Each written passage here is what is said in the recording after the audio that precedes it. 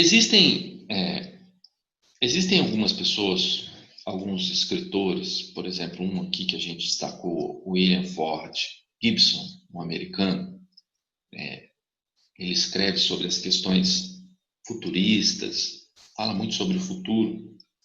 E quando a gente fala de futuro, né, o advogado do futuro, a nossa mente, ela tende a nos distanciar muito disso, essa palavra futuro. Né? No direito ambiental, né, eu sempre fui um crítico de algumas metodologias de trabalho de gerações futuras. Né? O homem ainda carrega muito em si o egoísmo, né? Então, quando a gente fala em gerações futuras, né, proteger o meio ambiente por causa de gerações futuras parece que fica mais distante. E o sucesso, às vezes, na prática ali, educacional, não é tão grande. Mas o que é o futuro? O que é o advogado futuro? Esse autor, Gibson, diz que se você, para ver como o futuro será em breve, você olha, sabe para onde? Para o presente. Para o presente.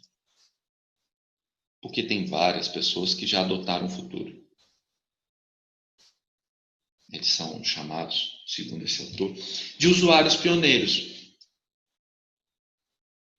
Então, quando a gente fala em advocacia de futuro, uma advocacia, por exemplo, desconectada de processos judiciais, do poder judiciário, né? Advocacia é uma profissão milenar, fantástica, riquíssima. E ela tem que estar desconectada da mente do advogado de processos judiciais, porque ela não foi criada, ela não existe. A palavra que se associa à advocacia é justiça, não é judiciário. Não é assim. O que é saudável, o que não é saudável numa empresa? Precisa de um advogado para ajudar nesse processo, ou não? Decisões, às vezes, que são tomadas dentro de uma empresa que não tem absolutamente nada a ver com o processo judicial. Precisa ou não de um advogado? Óbvio que precisa. Lógico que precisa. Processo judicial precisa de advogado? Sim, também, claro. Mas lá é exceção. A gente não pode, nós não podemos, vejam bem, nós não podemos conduzir a nossa vida pela exceção. Nós temos que conduzir a nossa vida pela regra. Isso serve para tudo. Nós estamos falando aqui da advocacia, mas serve para tudo.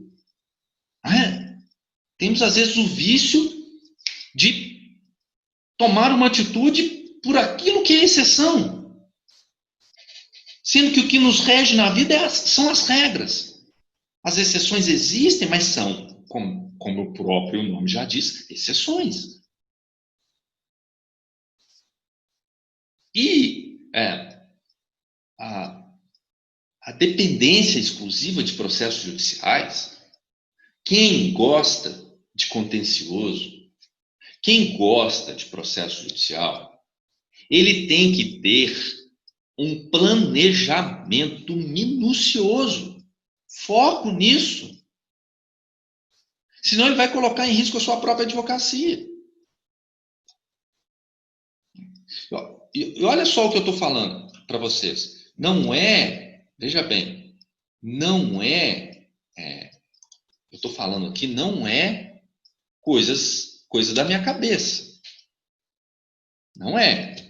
A gente está falando aqui de processos, de situações que acontecem. Vou compartilhar essa tela com vocês aqui.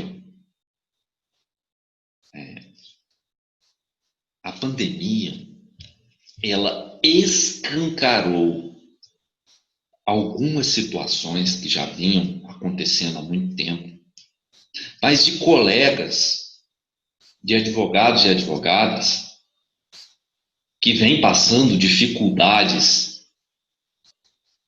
financeiras gigantescas. Eu trouxe aqui, isso aconteceu praticamente, eu acho que em todas as sessões da OAB, mas enfim, algumas que eu trouxe, né? E aqui, ó, antes da gente entrar propriamente nisso, antes mesmo de pandemia, eu trouxe para vocês aqui duas reportagens, elas são aqui de 2016 e 2017. Fiz isso de forma proposital para que a gente não precisasse aqui fazer nenhum drama com relação ao momento da pandemia, porque ela acelerou esse processo. Mas olha só, duas notícias aqui, e aí tem várias, são provas, são exemplos de que a advocacia ela deve ser desfocada, ela deve ser, como regra, sem o foco, sem a dependência dos processos judiciais. Então, ó, a primeira reportagem no canto, a advocacia preventiva quer evitar judicialização de questões. Olha só, a prática já vem sendo implantada em nosso país. Claro que com uma cultura diferente da que é implementada lá nos Estados Unidos hoje. Hoje quando? Lá em 2016. Cultura implementada nos Estados Unidos. Que cultura? De uma advocacia que foge de uma advocacia que se constrói totalmente distante do Poder Judiciário. O Poder Judiciário é exceção, uma regra, uma exceção à grande regra, que é uma sociedade que vive com a advocacia, que a advocacia trabalha arduamente, mas não para criar ou manter processos judiciais. Uma advocacia árdua, mas para a construção de uma sociedade melhor. E como é que se constrói uma sociedade melhor? Como que se constrói uma sociedade melhor?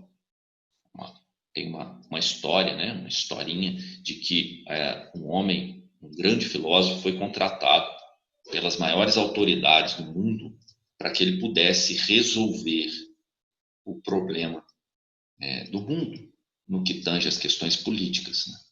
Então, ele lá se debruçou na sua mesa, um grande cientista, né? E aí como que ele começou a estudar os grandes filósofos, ele queria criar uma tese e que essa tese fosse cedida a todos os países, né? E aí ele está lá trabalhando e o filho dele de 3 anos chega e querendo brincar com ele, né? Papai, vamos brincar. Ele, não, filho, preciso trabalhar. E aí o filho lá começa a chorar, né? E ele percebe aquilo, ele pega uma revista, né? Ele tira uma folha da revista, rasga em alguns pedaços, fala, olha, filho, vem brincar com o papai, monta esse quebra-cabeça aqui. Na hora que você terminar esse quebra-cabeça, né? Esse quebra-cabeça aqui, que tem aqui o desenho do globo do mundo, na hora que você montar aqui esse mundo aqui, a gente vai brincar lá fora. E aí ele falou, meu filho vai ficar aqui umas 2 horas, né, nesse quebra-cabeça. De repente, em poucos minutos, o menino monta aí, fala, papai, montei. Ele fala, como? Impossível, você nunca viu um globo. Aí olhou para ele e falou assim, nossa, papai deu um brinquedo aqui para você ajudar o papai a consertar o mundo, né? Mas você nunca viu um globo, como é que você consertou o mundo tão rápido? Ele falou, papai, do outro lado da folha da revista tinha a imagem de um homem. Eu não conheço o globo, mas eu conheço o homem, né? Na hora de perceber que consertando o homem eu conserto o mundo. Essa é a advocacia, essa é a essência da advocacia. A gente muda a advocacia transformando a dor do nosso cliente, transformando o mundo dele. E ele vai levar essa transformação além. E aí nós vamos faturar. Porque também não podemos ser hipócritas. falar aqui só de questões relativas, abstratas, né? Porque o escritório de advocacia, ele vive de quê? De faturamento. Por isso que nós estamos falando de cliente aqui hoje. Então, a advocacia que está sendo implementada no Brasil, ela é uma advocacia, né? Muitos advogados estão trabalhando dessa forma, é uma advocacia que evita a judicialização de questões. Tá? O ministro aí do STF, né? Luiz Roberto Barroso, né? Já em 2016, ele já dizia que a advocacia ela deverá evitar demandas e não propô-las. O advogado do futuro, segundo Barroso, não é aquele que propõe uma boa demanda, mas aquele que a evita. Então, essa é a essência, né? A essência da nossa advocacia. E aqui eu não estou falando só de acordos extrajudiciais, sabe? Comissão de arbitragem, não estou falando disso. Isso é uma forma fantástica de advocacia extrajudicial.